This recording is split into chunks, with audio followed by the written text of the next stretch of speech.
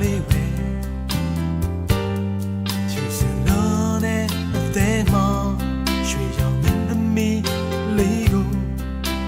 ရင်ခုန်စွာနဲ့ဆွဲလန်းမိခဲ့တယ်အမြဲရင်မဆုံးမလို့သူရဲ့တို့တကယ်ကိုမေးလို့ရမှုကွယ်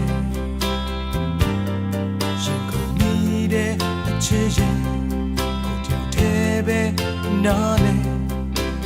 ဒါတွေကိုလေးမင်းကသိနိုင်တယ်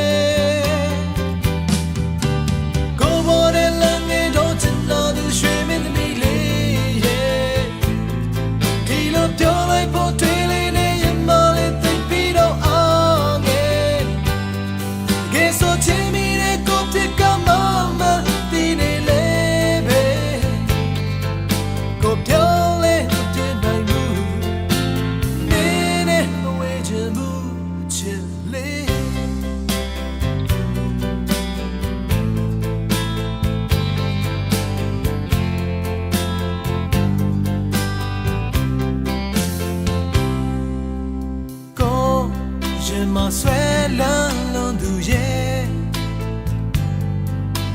မင်းကိုလူတိုင်းစိတ်ဝင်စားတယ်မျောလင်းရဲ့ဘူးအချင်းရဲ့ကိုဒီတဲ့ကွယ်ရမယ်